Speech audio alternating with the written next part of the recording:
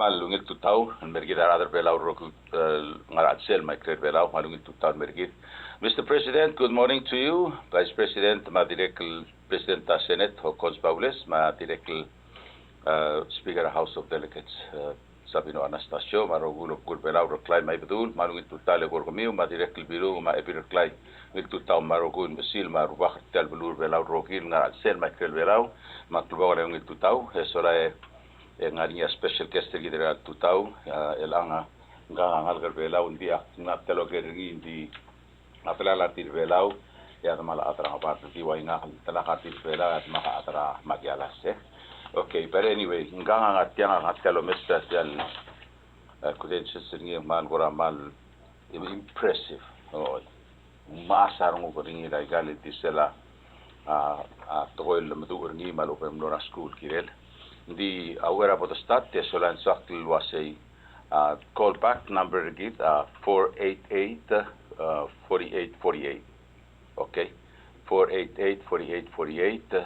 Solang asum com eska questions. There even more our questions again.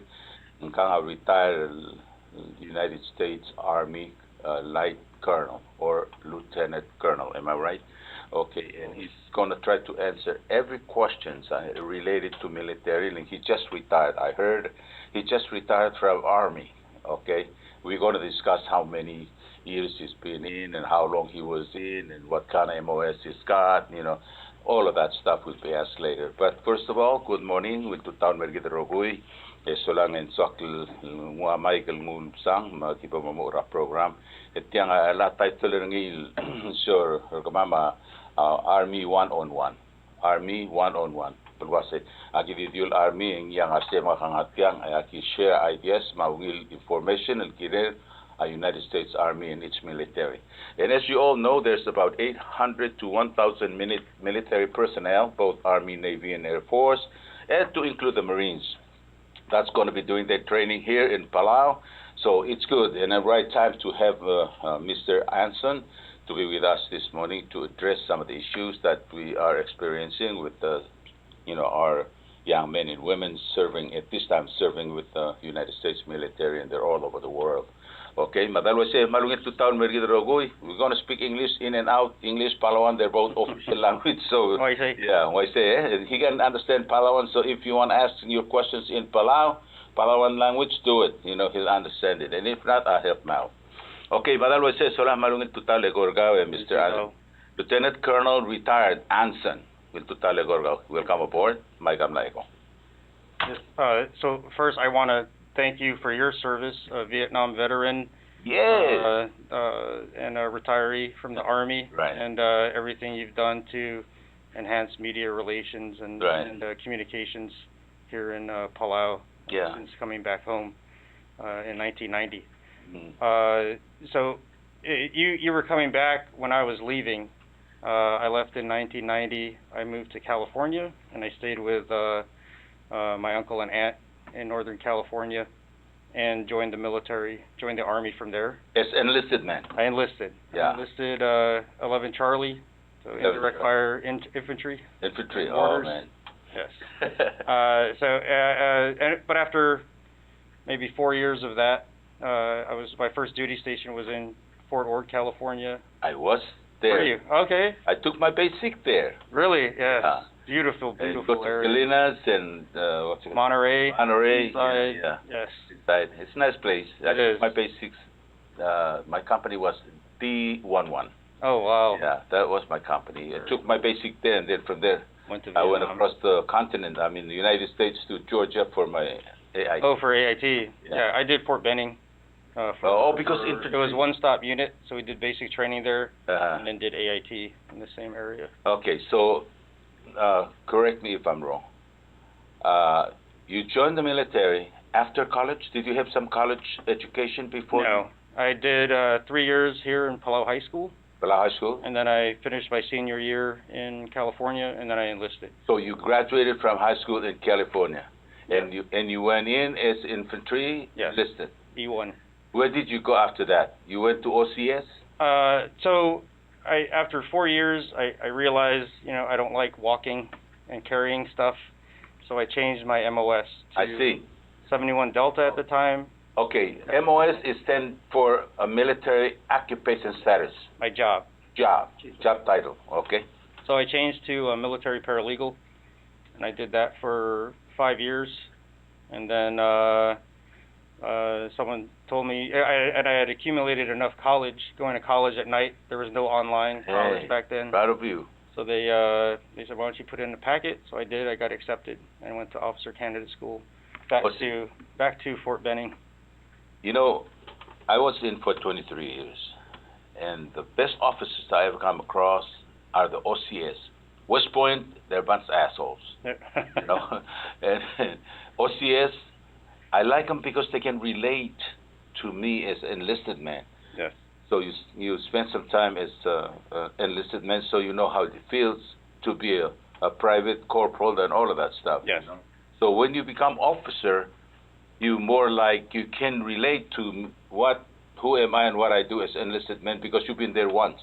Yes. Yeah. Yeah. And it was more. I understood, I guess, like how much time it takes to do something. Right. So when I give an order, I know it has to. My sergeants need time to relay the order to their people. They need time to prepare, go through their troop leading procedures, and make the mission happen, and then report back. So it helped me in that sense as a junior officer. Before we go any further, can I just do a short introduction? Absolutely. Kita other belawa umsin wase kang lagelta. What you say? Either you say your father or your mother. Mahalago ay say bela unkanga Lieutenant Colonel Anson, J. Anson. Sorang inganga I'm now retired military. Sora lekotel mo soldado. Ilabot soldado and dito tra high school mo soldado mo mlestat nga private temrayan. And after a while ngara soldado mo tigring ilwa say why not become an officer. Ang nga program na army elom ko doon say OCS, Officers Candidate School, 6 months. Okay? Self apply mo ra OCS tira review a record gaw e mo say accepted or not. Hindi nga sila apply at tamle accepted ng imong lora OCS. Malbora OCS ang gigidim lumbre ke merko nga self graduate tra OCS automatically second lieutenant. Yes. Second lieutenant, and then after maybe 6 months or a year, then you look at first lieutenant. What's this? Okay. Mangkale lang ngaringia ngalkel artir belaw Keki Anson, kom ngaliat tour mail Keki Anson, say namos me the harapon get a lot time, but that's her biological mother. The sister and older brother Jennifer Anson, national security advisor, or she's in charge of the national security. Okay, and Anson, Jennifer Anson is holding a master's degree, and you're holding what? I have 2 master's degrees, one in information management and the other one in military art and science. Okay. So you felt like the sky is the limit. Sky is the Absolutely. limit when it comes to education. Absolutely. Mangam long merkoy tiaka stopel ngara school. Oh. Magtegi da resume ngi el muy dia dongo ibringi le modia time ding muy. Okay? So lang mal impressive ay gal tol nga sila gang of biringa dia kutngelen. I'm a high school step out or drop out, whatever you call it, But no, I'm just kidding. I furthered my education after I got in the army. So did I. Okay, I didn't stop, So I got my associate degree, and then I said, well, I'm shy of 3 credit hours to get my bachelor's. But I said, what the heck, I know I'm just like a Bill Gates. Yep. Even college is wasting my time. I already know this stuff, So instead, him and Steve Jobs. Steve Jobs, David Allen. Yeah, they all got together. They don't have a college degree, so you may have a higher education, but if you don't know how to use that education, you're nobody. Okay. So anyway, you said you did the summary. I say I am certified and experienced information technology professional and project manager with proven expertise in cybersecurity and cyber defense strategy and processes. Okay? Spell out the yegi the drogu. Nga lang dia ha problem bringin si ya cha bringin la blue amplikel. Eres so what are you doing now? You went to school, you got your degree. After 20-some years, you retired. He retired as a lieutenant colonel. Como dele a 16? No sé si habrán que diré que estará anclela light colonel. Okay, es el full colonel, full bird colonel en wasi iko. Seguida, ndingare lang decided after 20 years eligible to retire. You made the right decision because I did the same thing. I could have stayed in and became a sergeant major. So what the heck? By the time I get out, I'm old already. I got money, but I cannot enjoy it. So I retired after 23. Yes. What about you? I went to 29 and made the same decision essentially. So when you get promoted to certain ranks, you have to stay in a certain amount of time. You have obligated service. So at the end of my last service obligation, I retired. You retired after 22 years? 29. 29 years? 29 years, man, that's a lot of years. They got me. Every time I was looking at retiring, they would promote me, so I'd stay a little longer. If I accepted the appointment to Sergeant Major Academy, yes, then I had to serve 2 more years. 4 years, yes. In addition, they want to get their money back. Yes. So anyway, 29 years, you're retired now. Where are you residing at this time? So I live in South Florida. My last duty assignment was with U.S. Southern Command. Mm-hmm. They're in Miami, Florida, and I served there for 5 years. And that's where I got into cybersecurity and cyber defense. I was in charge of the cybersecurity and cyber defense for all of the military operations in South America, Central America, and the Caribbean. And that's a highly technical job. It was, yes. So a lot of training and a lot of just practical experience defending computer networks from bad actors that would try to penetrate and steal our secrets, our data. So it was a constant 24/7 effort. Okay. This is your motherland. Yes. Oteme. Your mom's from here, so no matter what, you're from Palau. Yes. My question is, do you have any future plan to return home? Because why I'm saying that, because there's so many of us join the military or get our education and stay in the United States because jobs. Yes. Did you ever plan maybe sometimes in the future you want to come home and help us on a nation building? Because expertise. And that's part of the reason I'm here. So after I retired, I actually retired in June of 2019. I see. I came home in July, spent some time with my family, and started looking at the opportunities, and listening to a lot of the communication that was going on and where the direction Palau was heading, and there was a lot of talk about becoming more high tech and becoming more of a hub for technology and finance and things of that nature here in the Pacific and throughout Asia, throughout the region. Mm-hmm. Mm-hmm. So I went back and I was going to come back in February of 2020. Unfortunately, COVID, the pandemic broke out. I had to cancel my flight. Mm-hmm. So since then, I've just been waiting for the right time to come back and spend more time with my family and see what's going on, and I'm really excited. Did you come home and your mom passed away? I couldn't. The border was because the border was closed. Yeah. Pandemic, yeah. Okay. At least you came home and visit. Yes. Yeah. We FaceTimed. Mm-hmm. Pretty sad time for our family, but your mom was a very active member of the community. Yes. You know, she was outspoken, yes. And when things don't go right or fair, she'll be the first one to jump on it and make it right. Yes. You know, that's how I know her. When we meet in at public functions, you know, she said, yes, how you doing? Because when I first got here, you know, I became so controversial person. Yes. You know, I went after politicians, corruptions, and all of that. You know, within 1 year, my first year, they burned 3 cars. You know, they attempt to take, you know, my life. But I said, if I was not meant to be killed in Vietnam and Almighty want me to die for my country for doing the right thing, let it be. Yeah. And I went. So Palau slowly changed. Environmentally speaking, it changed because I said, well, shame on you if you just throw trash on the side of the road. You know, trash is our enemy. Get this place cleaned up, you know. Yes. So I was very active on this stuff, you know.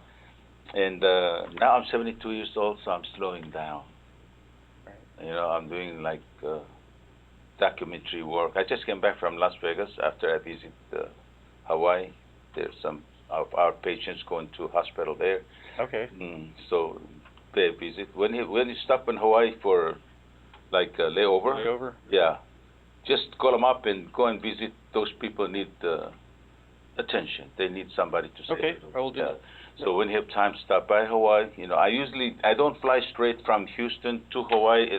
Connect to Guam. I don't do that. Oh, I did that this time. It's probably the last time I'm going to do that. Yeah. That was you brutal. need a couple of days break, you know, get a nice room, nice hotel in Honolulu, and rest, and then a couple of days later, you get on the flight and continue, you know. So take a break. And when you do that, you know, I recommend that make arrangements to visit those people. Maybe, just maybe, 1 or 2 of them are your relatives. Right. And those people that are being admitted to Tripler most of them are cancer. Oh. Okay. Cancer patients, you know. So. No, I'll definitely make an effort to do that. Yeah. Yes. And you know, the doctors there, we go. You see, this is how it works. United States is funding the whole program. Right. You know, but they have to work with the local doctors, you know, and then they review the records and I say, okay, we take this case, this one here, we cannot. And so they said cannot, and we route them to to Taiwan and the Philippines. So medically speaking, we're okay. National insurance is in place. So if you do decide to come home, I never use my, medical benefits. Oh, okay. I never use it here because VA hospital and naval hospitals in Guam, which cost me about $600 or $700 to go to dispensary or hospital in Guam. So what we do, I'm a businessman right now, and I just pay my insurance through deduction, pay the deduction because I'm employee of this company. Yep. So there's a deduction in there, and they pay my medical insurance. So I had a surgery on my eye. I flew to Philippines instead of went to Tripler. Right. You know, and it's paid for, so I'm good to go. So you're thinking about coming home. Have you seen anything attractive? The kind of yeah, definitely. I mean, a lot of the initiatives that are going on now with diversification of the economy. Tourism is going to revitalize. It's going to come back. People are going to come back. Palau is beautiful. So I'm a scuba diver. I got certified here in Palau, and I've dove all over the world. Nothing compares to the diving here. So come home. I want to come home and dive. But aside from that, the like the fintech initiatives that the Ministry of Finance is working on, the digital residency program, the aquaculture, revitalizing the agriculture. So I was surprised that Ngurigil, the egg farm, had closed. I didn't know that. No, it's not really closed. It was privatized. Privatized. Yeah. But it doesn't supply as much eggs as it used to. Like agriculture isn't what it was. What I remember when I was growing up. There's a lot of facilities, but not a lot of activity from what I understand. So, but see, I know some of you that said this is his show, not your show. Just share up this, but I would like to share some of this information to you if you didn't know. So if you know, disregard it. But if you don't know, please listen. I know it's important. Yeah. I like the way Nrigil came about with their farm. Mm-hmm. They started it and proved that it works, and then after that, they took it. They gave it or sold it to a private person. Yes. And the guy that is running that farm is related to me. Matter of fact, I buy eggs from him from time to time, and that's how you help the community grow. Yes. Okay. Just like the government. Government, you shouldn't own radio station and television station. Start it, and when it start working, sell it to private citizens, which they hire, pay tax, everything. So, in that regards, let's talk about China Air. China Air is owned by Taiwan government. Okay. They bought 100%. After a while, they said, okay, we're going to sell 70% of the stocks to a local people, private people. Okay. But the government owns 30%. Right. So 70% belongs to the community, society, the country. Yes. But the 30% is by the government. Okay, and each shares they sell, nobody buy more than 10 shares. Okay. Why? So the government still controlled, but in a sense, everybody is part of the... They have a stake. Smart, yeah? Yes. That's smart. And I'm proud that your expertise, we're into digital residency. Yes. They're talking about the black coins or... stable coin. Yeah, Yep. yeah. And which is, it's a new technology that I don't know anything about. And just last night, they said, Bitcoin crash. Yes. Oh Lord, people lost millions. Those people invested with Bitcoin, they're in trouble. Yes. And I knew it. I had the feeling like this is not real. Something is not right. So when I saw that, I called my friends. I said, get away from Bitcoin. But anyway, talking about cyberspace, what is it that you see here? What I'm concerned about is Palau already got their second submarine cable, fiber optic. Yes. Okay, we got the first one linked us to Guam by way of Tokomo. Okay, and then we go from here, we connect the second cable from here to Singapore. Singapore. Yes. Yeah. So I was so surprised when I was walking down on Vegas Boulevard. It took my iPhone 11 and watched my President State of the Union address. Yes. Live here in Palau, and I'm watching it in Las Vegas. Right. And I said, man, technology is... Technology. Yes. So, with your expertise in that particular field that you held in the military, how can you use that expertise to help Palau? So, with any growth, especially in the information technology field, there are bad people out there who want to take advantage of that and find a way to, whether it's laundering money or stealing information, stealing sensitive data about people so they can do nefarious acts, like blackmailing, intellectual property, things of that nature.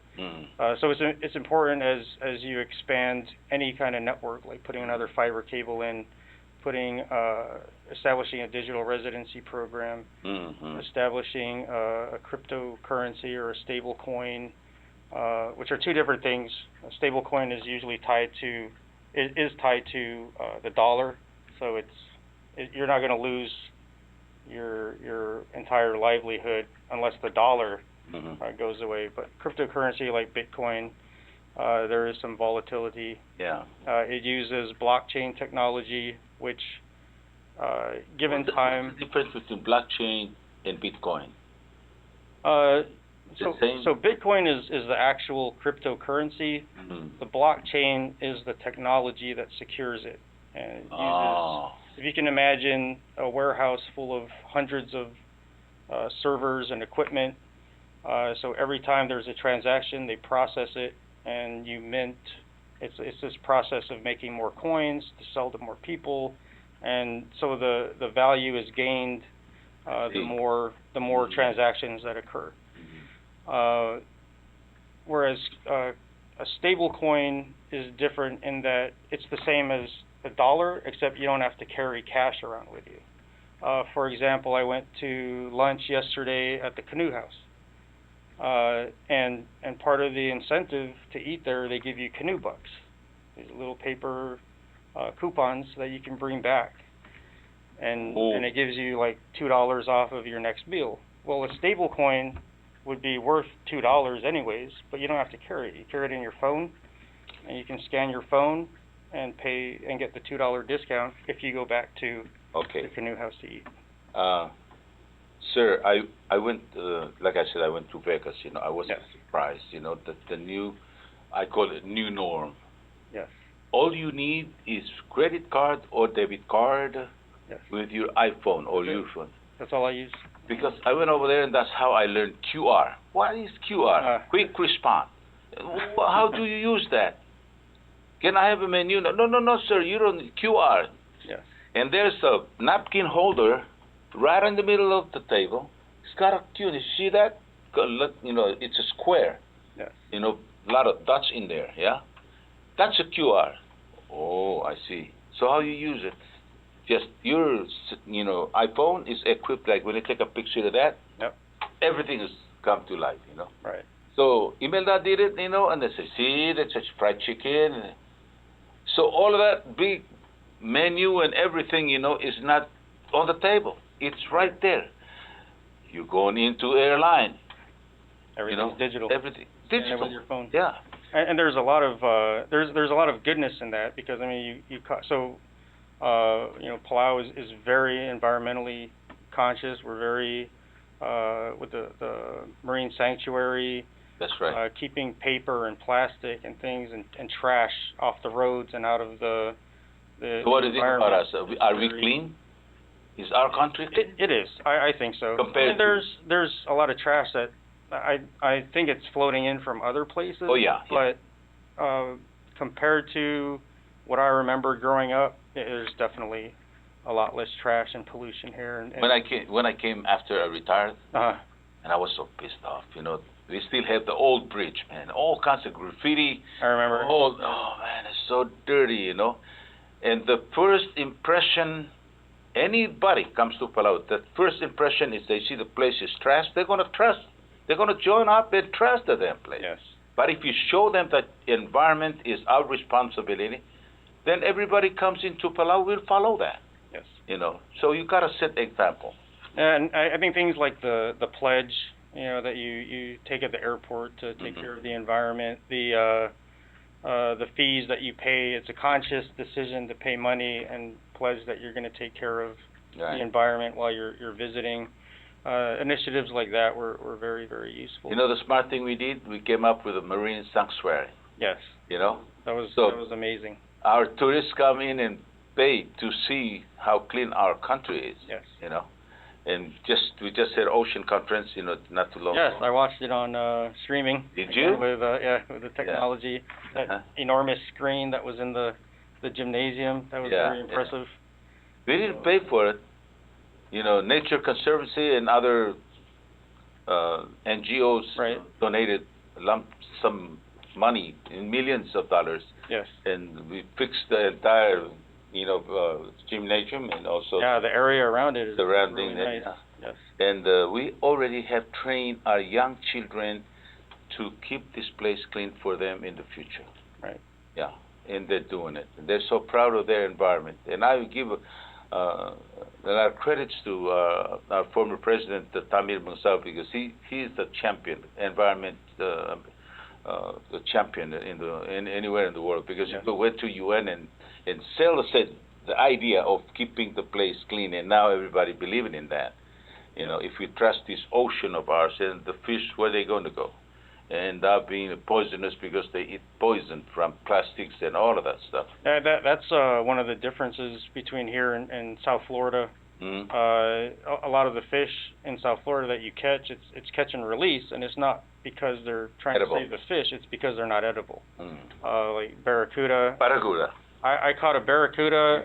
I was so happy. I'm like, I'm gonna fillet it. I'm gonna have meat for like a month. And they're like, well, you can't eat it. You're gonna get sick. Barracuda. When I was in Florida, I was stationed at Homestead Air Force Base. Oh, okay. But down the street. So Key Largo was the first that you go, you know. And so I drive to Key Largo, and there's a Pigeon Key, I think it was. Yes. You know, I go there, and then overnight put up my pup tent, you know, and then fish. Yes. And when I catch barracuda, I look at it and I say, man, this thing is good. And they told me that all you gotta do is scrape the, you know, the bones. It's right inside. You scrape it off because that's a poison. But I didn't try it because I was. No, I'm not gonna mess with it. But it's fun to catch them. Yes. It's fun. It's challenging. Yeah. But I'm Palauan, so I like to eat what I catch. You know, I'm not used to throwing my fish back into the ocean. Yeah. Whereas here, I mean, you catch everything you want, you eat it. It's amazing. Let's talk about economy. Okay. Okay. Not economy. World economy is up, and I'll call it inflation. Oh yes. Okay, because when inflation comes from everything are not in line, in a sense. For us in the military, we're good because we have what we call COLA, cost of living allowance. Yeah. Right. So when you station in Hawaii, your COLA is in thousands. So when you station in Fort Cortland, Georgia, it's down. So that COLA right there, they use it to make adjustment for high cost of living area like New York, California, Hawaii, So if Palau come up with COLA, and make people's pay adjusted every year, then I think we start, when we do that, I think everybody will be happy because the buying power of their money is still the same. If I retired making $2,500, okay, the buying power of that $2,500 will remain because the adjustment, they just gave us over $100 adjustment to our Social Security. Okay. Okay. You haven't experienced that. How long have you been retired? 3 years. 3 years. You're going to see it. They're giving us, they make adjustment to our retirement. Yes. So I really like that. Now, Palau is facing the same situation. Okay. Minimum wage is $3.50, and government sector now is paying about $4. Most of them at $4 because you cannot live on $3.50. Other applications such as Musludo for funerals and other things, house party and all of that stuff. So $3.50 is almost obsolete. It doesn't make sense anymore. But the government have to find a way to pump in more money into the system so they can give people a raise or create what I call cost of living allowance and make adjustments, to everybody's pay. What do you think we should do in order to address the issue of inflation here in Palau? Wow, no, that's a big question. So I'm not a financial expert beyond my own personal finances.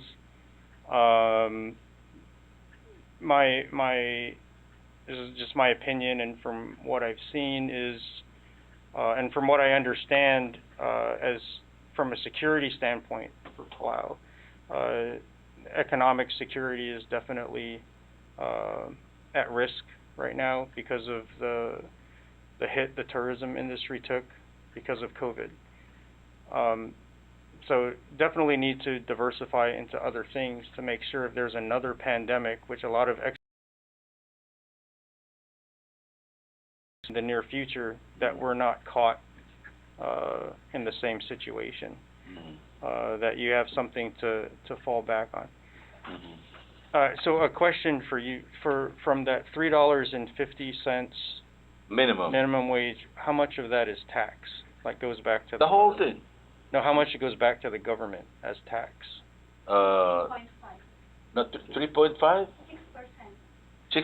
But this total all is how much? 15.5. 15.5, because for every payday. So for every $100, you give $15 back to the government. Something like that. So I mean, and those tax dollars go to pay for public service programs. So I've lived what we were talking about earlier. We were both stationed in Germany, in Mannheim and other places. Kaiserslautern. Yeah. I was in my first duty station was Frankfurt right after the Cold War, so they closed Frankfurt and moved us to Wiesbaden. Then when I went back, I was in Kitzingen or Würzburg area down in Bavaria. Yeah. And then the third time I went back, I spent a total of 12 years in Germany. I loved it. Loved it? Spoke German, loved the German food, everything. I spent 6 years there. 6 years. Yeah. I was trying to go back. Did you ever go to Oktoberfest in Munich? I went to Oktoberfest twice. Twice? Once in 1994 and again in 2010.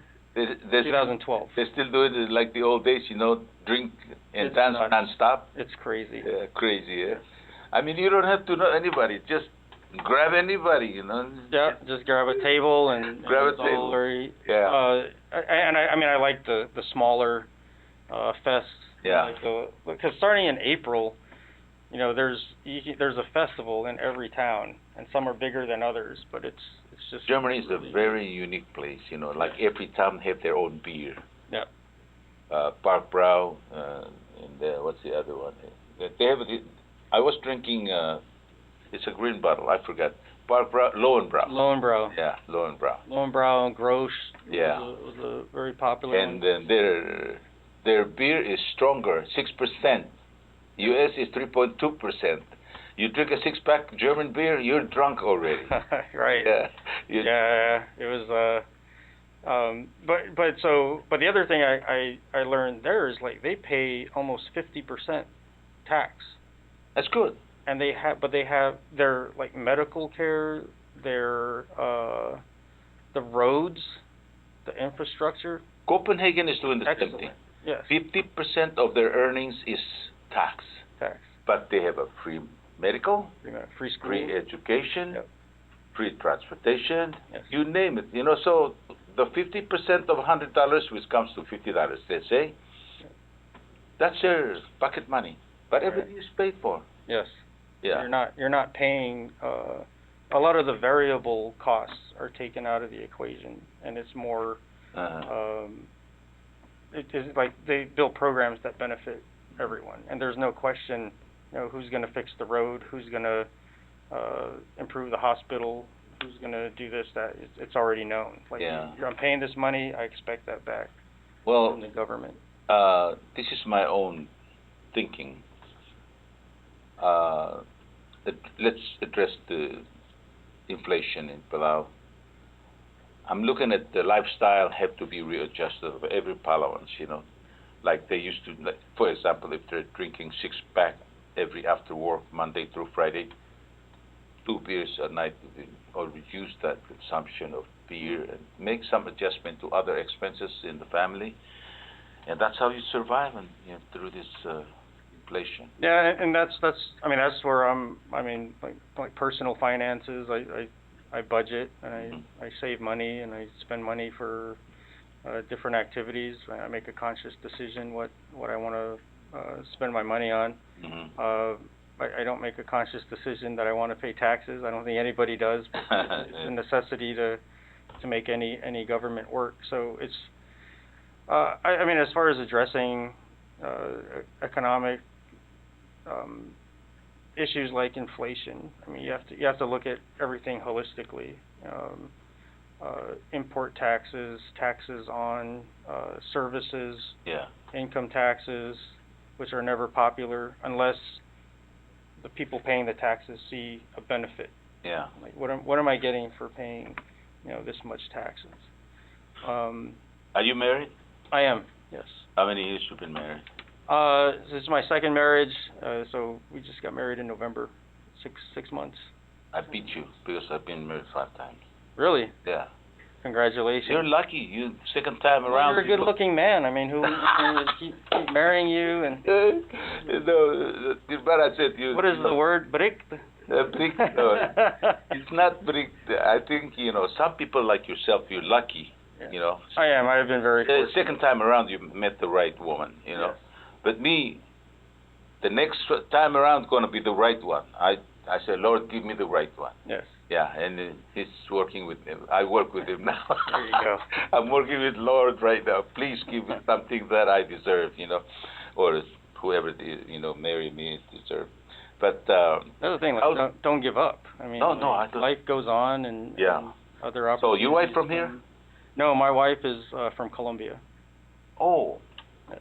The complexion is kind of light, yeah. Colombia. Yes. So, yeah, Spanish. Eh? She's yeah, like my complexion. Really light complexion. Yeah. Yeah. So you don't get people to stare at you like, hey, you know, what you doing? No, I'm not going. Sometimes I sound like a racist, you know. Then yes, you gotta watch your mouth, you know. But no, but anyway, so have you asked your wife, you know, thinking if you're thinking about coming home, you know, have you? No, she's very excited to come and has visit. Has she been here? No, not yet. Never been here. She'll be here the next time around. Yeah. It's very difficult to line up schedules to visit Palau. So we both work. For now, yeah. Right, because there's only one flight.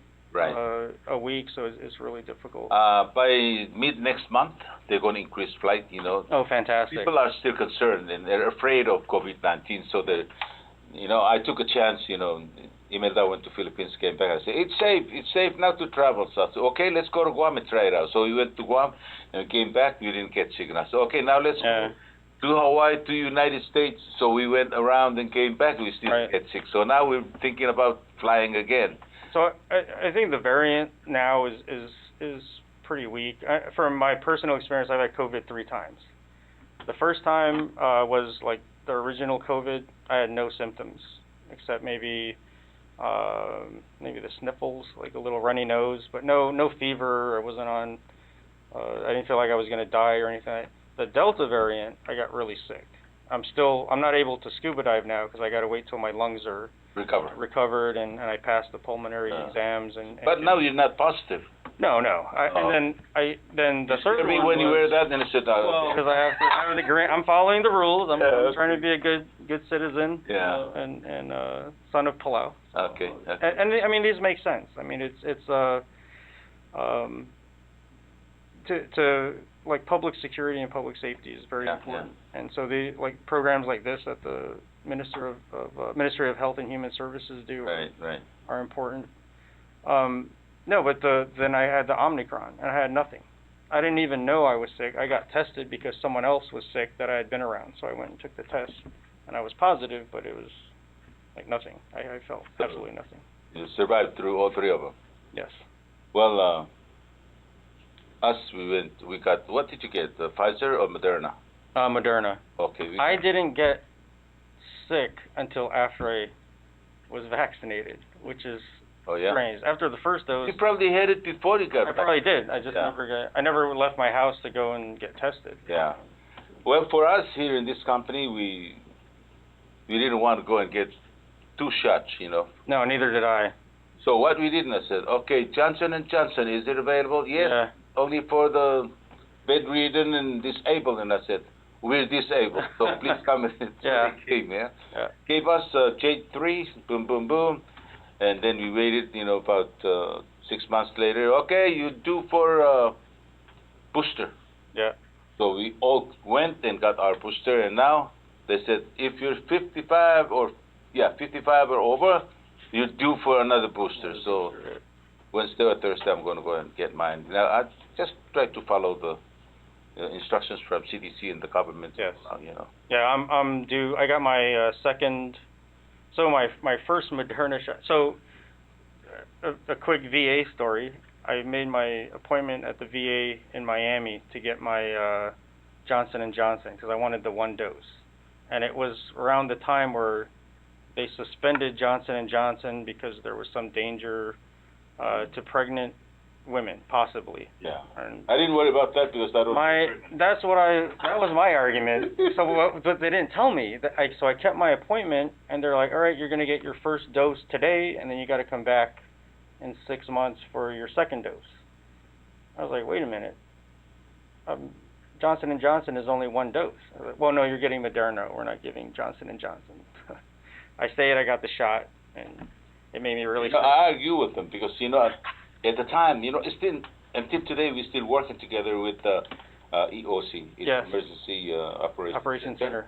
Yeah, so we work with them. Matter of fact, when this COVID, started coming into Palau left and right, I came up as, okay, we're not going to stop. We have to update people where we're at, how many people sick, and all of that. They need to know. The public needs to know.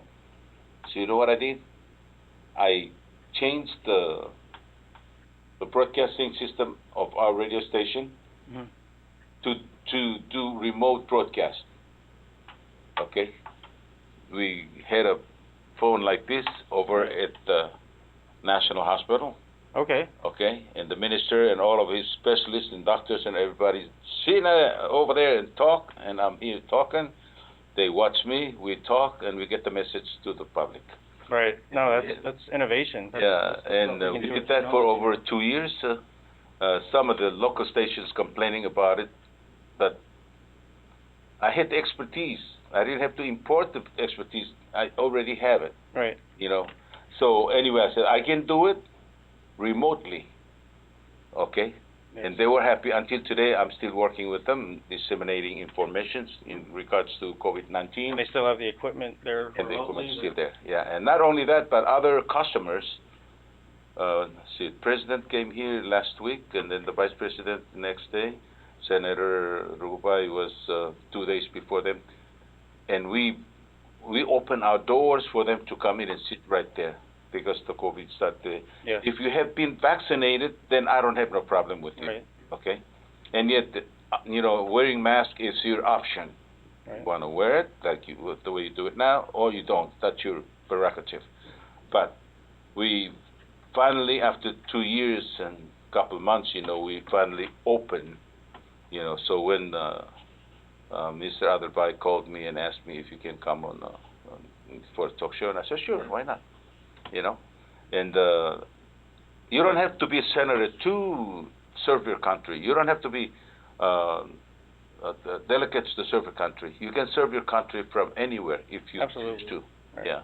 So now I'm still, especially if somebody come with a very educational or highly educational program or information, so come on board. But if you're a businessman, try to sell your merchandise, then you pay. Right. But if, like yourself, you come here, information that you have is important to the society and community, come on board. That's how I look at things. Some people disagree with me because they said that I think and talk like them. When they say them, Americans. Oh. They don't like. Some people don't like that, Yeah. But they can live with it, I think. Anyway, so how many kids this second time around? Oh, no kids yet. Still no kids. No. Good. No kids. So when you have time, when you're thinking about bringing your wife or family to Palau? So I'm going to visit more frequently, especially now that the flights are picking up. Mm-hmm. So. But I'm not. So this time, I flew from Fort Lauderdale to Houston. It was like an hour-and-a-half layover to Hawaii, 45-minute layover, and then to Guam. And by the time I reached Guam, I was and the cost. I was pretty wore out. Yeah. It got expensive. And yes. Yeah. And I was on the flight that was canceled because of whatever the issue was with United not being able to land here at night. That's been resolved. Yeah, I think it's been resolved. Like I said, we flew twice already, right after. COVID is still here, but anyway, I took a chance just flying out. And I noticed that when the plane take off, it goes so fast, and then drop. I think they had an issue on that runway. And geological inspection, something like that. People investigation. They went to check it, and I think that's a problem right there. I'm assuming that's. No. The pilot said that there was some procedure they were using that was not they hadn't recertified to do it, so they had to recertify, and they're able to land at night now. It was on the United side. It had nothing to do with. But United and Government of Palau together, they get light big time. Anything's possible. Yeah, anything. Yeah. But I felt I wasn't. I mean, I didn't like being not stuck in Guam. Guam is a beautiful island as well, but I really wanted to get home. That's it. Guam is my country. Yeah, I really wanted to get home, and so there was a delay, but I got to land here during the day and see the islands and see Palau from the air, which kind of made up for the delay, at least for me personally. Okay, this guy's name is user invalid? Yes. Okay. Here's the comment. Sometimes they don't talk over the phone because we can recognize their voice and they don't like that, so what they do, they just email to her and then she write it and give No problem. Anyway, quote, I understand that we need to pay taxes to help with the improvements and all, but I'm gonna work hard and have 50% of my money mismanaged. Mm-hmm. Corruption. Yeah. Yeah. I trust myself more to manage my own money than the government. I don't blame. No, I agree totally. Okay. And then 3 months old later, okay, if you identify as a male, there's another booster you need to take. What do they mean by that? Yeah, I don't. Okay, well, can you write a little bit clear, like, I don't quite understand your comment or complaint or question, okay? So please write back and make it a little bit more clear, because you say, okay, if you identify as male, there's another booster you need to take. Does it make sense? Identify what? I mean, my sex preference? Okay, please write back. And you can call us, 488-4848, and ask your question. Any questions about military? Okay, we have Lieutenant Colonel Hunter is your middle name, right? Yes. Okay, J. Hunter Anson. Yes. Okay. And if you have any questions to Mr. Hunter or Officer Hunter, he's the retired Lieutenant Colonel, served 29 years in the United States Army. That's why I want to interview him. And he's here letting us know that military is not really bad. If you have a good attitude, you can last long. Yeah. They tell you everything you need to do. Right. And it's a vast majority of the people, those ones who pass the test, they call it, what's the name of that set? Entry? ASVAB. Yeah. Army. ASVAB? Aptitude. Yeah.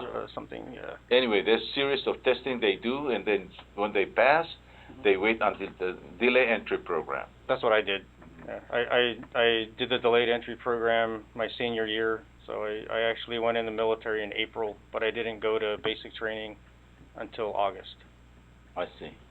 So delay entry program, and after 29 years you retired. So the 29 years was not planned. I was gonna do 3 years, get the college money, because the college money was really good at that time, and go finish my degree and then maybe come back to Palau or do something else. And then I just, it's like you said, I mean, once you're there, it's not easy money, but it's like, it's a good job. It's pretty much, you're guaranteed a paycheck. It's competitive. You get promoted. You learn skills that can translate into a post-military life once you transition. Stay out of trouble. You stay out of trouble. It's DUI. No DUI. No, you got to make sure you don't. You can enjoy. DUIs and drugs were probably because I worked as a military paralegal. That was my second job in the Army, and so processed a lot of those, and those were career killers. Yeah. Especially after the Cold War ended, and there was this massive drawdown of people, and so it was just a one strike, you're out. Like anything you did, they would. That's when they released the QMP. QMP was a big thing. QSP. Usually happened right after Vietnam War. They did the same thing. QMP. If your MOS is not needed anymore, they kick you you're at out. risk. Yep. They screen your records, and I said, well, you got DUI, you're out. Yes. DUI, you don't stay. Overweight. Overweight was another one. Overweight. After 5 o'clock, you go and run and try to bring your weight. And if they give you 6 months to bring your weight down, if you don't, they kick you out. Yes. At that time when I was in, when Vietnam War came to an end, that's how they get rid of those mediocres or lifers. Yeah. No, I mean, I waited till I was retired to gain weight. So. Look, I've gained some weight. Well, but it's all paid for. There you go. I'm enjoying retirement. I'm enjoying. Yes, you're too fat. Hey, it's paid for. I don't know anything. Yeah, you got about 5 more minutes. It's an hour show. Okay. I really do appreciate. I have tons and tons of comments and questions to ask you, but you can always come back. But I know you're going to be leaving by Friday. You say? Saturday night or Sunday morning, the early Sunday morning flight. Yeah. Anyway, but I'll be back more frequently. And when you come back, we can sit down and talk more in detail. Benefits. If you go to school like Army pay, you put in $1 and they give you $1 or something like that. We need up-to-date information in regards to benefits. In the military, but we don't really have time. We just one-on-one. We're just talking. No, it was great. It was great. Yeah, I really have a good time talking with you, and you really surprised the hell out of me. Out of high school and went to the tele-entry program and then into military, and you didn't stop there, because once you get in, there's the lines of opportunities that you can take advantage of. But a lot of these young kids, they go in and do 3-4 years and get out, and then work somewhere in U.S. And then 20 years later, shucks, a lot of them come to me and say, yes, if we only, waited a little bit longer, we can be like you. But it's too late because you're already, 40? Yeah. If so there's nothing in this earth easy. Everything is hard. But you got to find a way to get it working for you. Okay? You think about yourself because, look, 29 years later, Lieutenant Colonel is getting paid for the rest of his life to include his family. There's a lot of benefits in the military. Yes, it's hard. You have to have a right attitude in order to stay in for 20-plus years. In order to retire, you got to serve at least minimum of 20 years, is it? 20 years, yeah. 20 years, eh? And then after that, it's open. Yeah, you can stay in as long as you rank. I think, for example, E6 only can stay up to 18 years, and if you don't make a promotion list or you don't get promoted to E7, then also you're going to be told that you got to get out. So there's time in grade is in the play. Yes. You cannot be E1 in 20. The retention, they're called retention control points, where if you don't get promoted, you either move up or move out. Yeah, they QMP you out. QMP is as well, yes. Yeah. And that once a year they do that. They review the records of all the military personnel, and said promotable, retain, QMP. No, I'd love to continue the discussion. I mean, I had some really great assignments. One of the assignments that was really great, but I didn't know it at the time, I worked at Human Resources Command as a assignment officer, so I saw the boards and how they manage people and things like that. So yeah, I'm happy to share my insight and that and anything else you want to discuss. How old are you, may I ask? I just turned 50 in March. You don't look 50, man. You look like you're 40 years. 49 and a half. Because you don't have wrinkles. You see the wrinkles I have in my forehead? That's stress. Oh, I've had some stress. So I probably had more, but then I retired, and now I don't know. Oh, so they went away. Oh, it went away. You can reverse it. It went away. No Botox or anything like that. Natural. We're different because, to me, I enjoy challenge. When somebody tells me, it's not going to work, you cannot do it, and that's when I said, I'll show you I can. Right. And I challenge anything comes my way. I say, it can, and most of the time, I get it to work. Just like this radio station. When I first came here, I said, I'm going to build my radio station. No, you cannot do it. You don't have enough money and knowledge to do it, DS. So I proved to the whole country that it can be done. And now, how many people? Oh, we got about 10 radio stations in Palau, and about 5 television stations. For such a small country of 20,000 people. Yep. But I motivated them by just my action. You say I cannot do it? Okay, I'll show you. And then once it's up running, they all want to own a radio station. They all want to have a TV station. No, and things like programs like this, like the radio stations, the Facebook broadcast, the YouTube channels, those are very valuable for those of us who live off island, because we're able to make informed decisions to come back and understand what programs and initiatives are going on, to have those conversations and decide to return and contribute to the solutions and of making Palau a better place to live. When they told you that you're going to be on interview, did they ask you? Yes. They asked you? No, they told me. They told you? You need to go. I'm like, okay. So, how did you feel? Diaz is the most controversial person here in Palau. You know, did you feel like, hey, this guy? No. So one thing I did in the military, I've had media awareness training and I media engagement training. So I went back to that, and it's. So you didn't get some people. A lot of people they get nervous when they say Diaz. They say, you know, they're afraid of my questions. Sometimes I ask a hard question. Yeah, you threw a hard one at me about the economy, and I know my limits. I'm not an expert, but I'll answer the best I can. Yeah, you did good. You know, so when you come back, can we do this again? Just when you have time, you know, hey, I want to come up and we chat. You know, talk about mainly benefits.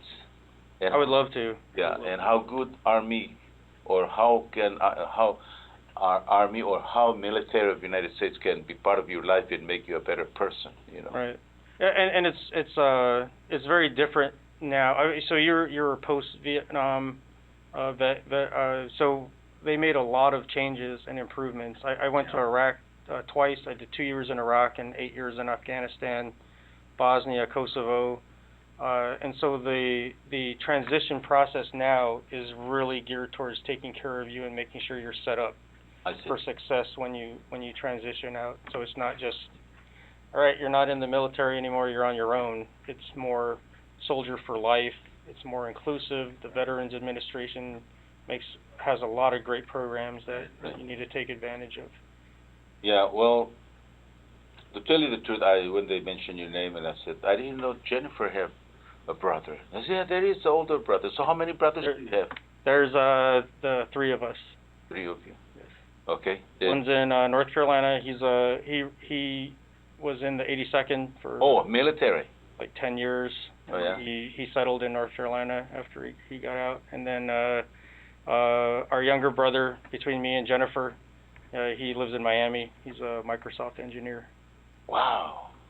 They never been to Palau. No, they were born and raised here. Yeah.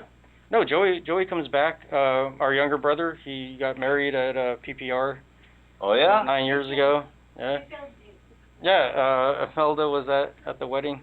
She filmed the wedding, and he comes back. Like me, he comes back to visit as often as he can. Yeah. That's good. You know, sometimes I don't blame those Palauans that serve in the military and then decide to stay abroad, because they want to be near to medical facilities, they want to be near to commissary and PX, So that's the main reason why they stay out there, because medical benefits and others.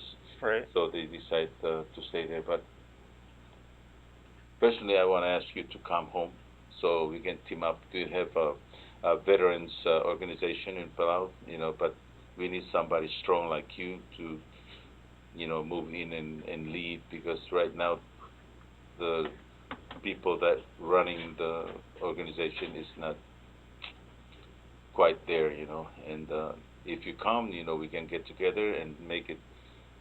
I started the VFW, Veterans of Foreign War. Oh, I'm a life member. Yeah, and I started it, back there, that big parking lot where I was going to build a small, a facility that when the retired people, to include PTSD patients, they can come and we try to help them out, because that's the fourth suicide this year, you know.